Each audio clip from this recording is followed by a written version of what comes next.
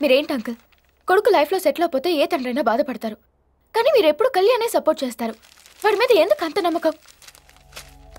వాడు నాలా లేడు కాబట్టి.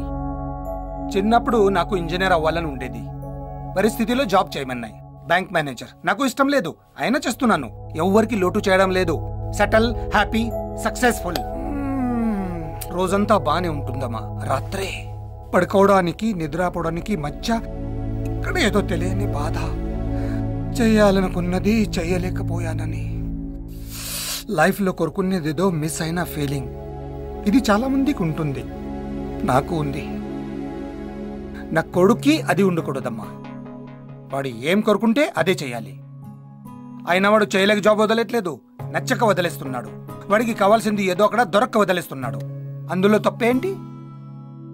అందరూ వాడు ఏమైపోతాడని చూస్తున్నారు, నేను వాడు ఏమవుతాడని చూస్తున్నాను. ఈ తండ్రి కొడుకులిద్దరూ నాకు అర్థం కారు. ఈ జన్మకి నేను వీళ్ళని మార్చలేను. కాఫీ తీసుకోండి. మా వాడు తిక్కలోడే, కానీ మంచోడమ్మా. నువ్వంటే చాలా ఇష్టం. ఎప్పుడు వాడితోనే ఉండిపోతావా? మాటివమ్మా, ఇవ్వు.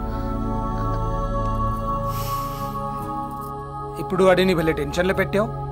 తిండి కూడా సరిగా తినట్లేదు, నచ్చడానికి లవ్కి తేడా తెలియగా కొట్టుకుంటున్నాడు. ముఖ్యదా చెప్పే అమ్మా. చెప్పమ్మా, చెప్పేమ్మా. హలో, నువ్వేంటి ఇక్కడ? ఎందుకు వచ్చావు? ఏ రాకూడదా? ఏంట్రా ఇది? నువ్వు ఒక్కడివే అనుకుంటే ఫ్యామిలీ ఫ్యామిలీ ఆడుకుంటున్నారేంట్రా? నాన్నగారు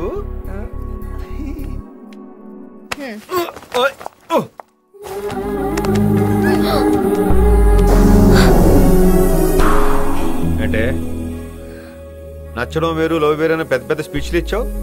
ఇప్పుడు ఇక్కడికి ఎందుకు వచ్చావు? ఏంటి పని నీకు? వెళ్ళవే. అంటే అక్కడ చేతిరా వంకర్ నా కొడక.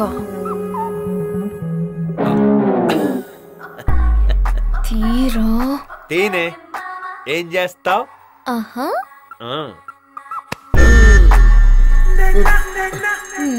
నా మీద చేసేవేంటే? ఏం చేద్దావు?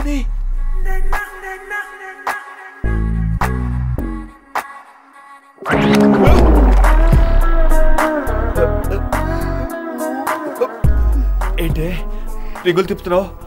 లవ్ లేదన్నావుగా? నచ్చావని చెప్పాను కదా. నచ్చితే ఇలాంటివన్నీ చేసేస్తావా? కమిట్ అయిపోదాం, కిక్ ఉంటుంది. నిజమే. అసలు నువ్వేం చేద్దాం అనుకుంటున్నావురా? ఇదిగో మా అమ్మ నాన్న ఇంట్లో ఉన్నారు కానీ లేకపోతే పాటి నిన్ను. నేను అడిగింది నువ్వేం అవుదాం అనుకుంటున్నావని. అదా నువ్వు అడిగింది? Lawyer, doctor, software engineer, actor, ఇవన్నీ అవ్వాలని ఉంది. సోదొద్దు. నీ టాలెంట్ కి సాఫ్ట్వేర్ ఇంజనీర్, నీ ఫిజిక్ కి పోలీస్ ఆఫీసర్. యాక్చువల్ గా నాకు పోలీస్ ఆఫీసర్ అంటే ఇష్టం. ట్రై చేయొచ్చు కదా? అలాగే చేసేద్దాం. పనిలో పని జయలలిత సీఎం, సానీ మేడల టెన్నిస్ స్టారో అయిపో, ఓ పని అయిపోద్ది. ఏ కాలేందా? మాకు కూడా సేమ్ ఫైరింగ్ ఇక్కడ. అందుకే ఎవరు ఫీలింగ్స్ వాళ్ళ దగ్గర ఉంచుకోవాలి. ఇప్పుడు మ్యాటర్ ఏంటంటే ఏదో సోదాపి ఐ లవ్ యూ చెప్పవా? ఎలా చెప్పును?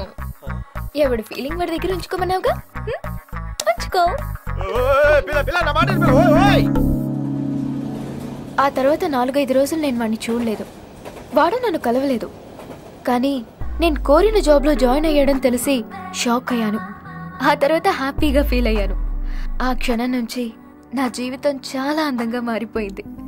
నేను ప్రేమలో ఉన్నానన్న ఫీలింగ్ కొత్తగా అనిపించేది. డ్రాపింగ్, పికప్, షాపింగ్, గిఫ్ట్స్, ఇలా ఏదో వంకతో తనతో తిరిగేదాన్ని. టైమే తెలిసేది కాదు. అలా 1 month గడిచిపోయింది. నేను ఎప్పుడు ఐ లవ్ యూ చెప్తానా అని నా వెనకాలే తిరిగేవాడు. నేను కావాలనే చెప్పలేదు. ఎంతైనా ఒక అబ్బాయిని అలా ఊరిస్తూ వెనక తిప్పుకుంటుంటే ఏ అమ్మాయికైనా భలే ఉంటుంది. అందుకే అప్పుడే చెప్పొద్దనుకున్నాను. చెప్పాల్సిన రోజు వచ్చింది. కాదురా, వాడు నీ కరెక్ట్ కాదు. నీ ప్రేమ గురించి తెలిసాక వాడి గురించి తెలుసుకోవడానికి జస్ట్ 30 నిమిషాలు కేటాయించాను. వాడి గురించి తెలిసాక నా లైఫ్లో 30 నిమిషాలు వేస్ట్ చేశాను అనిపించింది. ఒకప్పుడు నేను మీలాగే అనుకున్నాను. అతనికి దగ్గరైన తర్వాతే అతనేంటో తెలిసింది. వాడు మంచివాడు బాబాయ్. మంచివాడైతే సరిపోదురా. ప్రతిదీ పర్ఫెక్ట్ గా ఉండాలని కోరుకునే నీకు ఏది పర్ఫెక్ట్ గా లేనివాడు కరెక్ట్ కాదు. తప్పు బాబాయ్.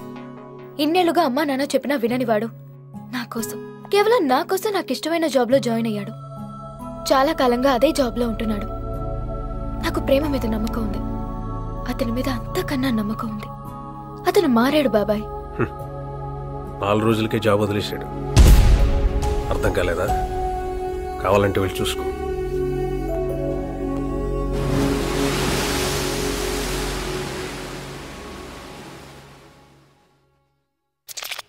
ఈ కళ్యాణ అతను జాయిన్ అయిన 4 రోజే జాబ్ మానేశాడు.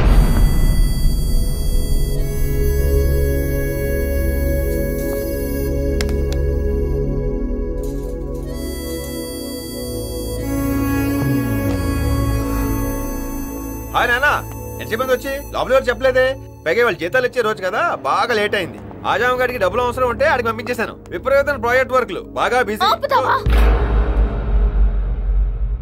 ఇంకా ఎంతకాలం అబద్ధాలు చెప్తావు? తెలిసిపోయిందా? అమ్మయ్యా, నెల రోజుల నుంచి అబద్ధం దాచలేక నిజం చెప్పలేక నరకం అనుభవిస్తున్నాను. నరకమా? మరి కాదా? ఉద్యోగం చేసేవాడు పొద్దునే లేస్తే అర్థం ఉంది. లేని ఉద్యోగం కోసం పొద్దున 6 గంటల అలారం పెట్టుకుని లేస్తే దరిద్రంగా చండాలంగా ఉంటుంది. పైగా పికప్లు డ్రాపింగ్ లోటు మాకు.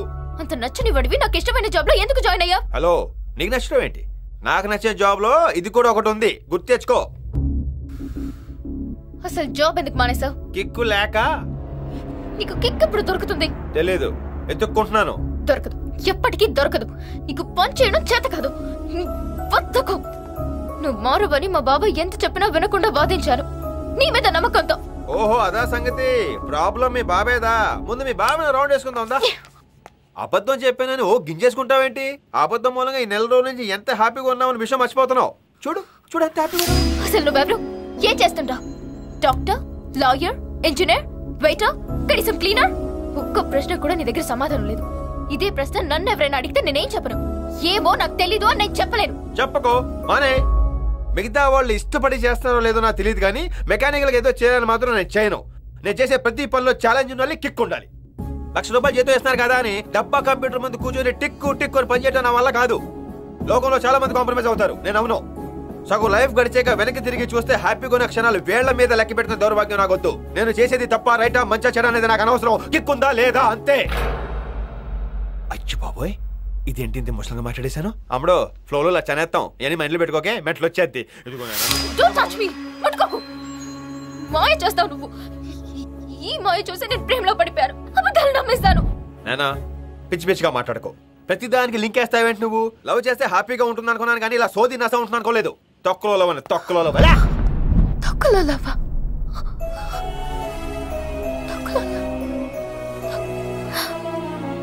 తొక్కలో లవ్?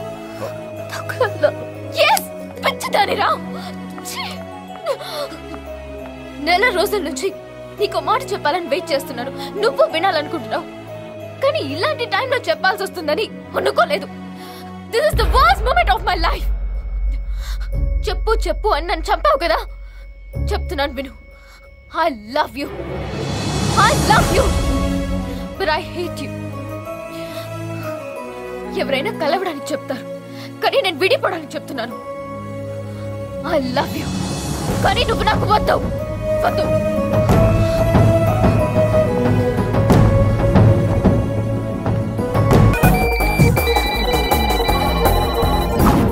ఎవడ్రా నువ్వు? Doctor, politician, MLA? ఎవడ్రా నువ్వు? రెవెన్యూ ఆఫీస్ లో ప్యూన్ సార్. అది గుర్తుంచుకొని పని చేయి. ఇంట్లో పని చెప్తే చేయలేదంట. ఏంట్రా నీ పొగరు? సార్ అమ్మగారు మాట్లాడుకో.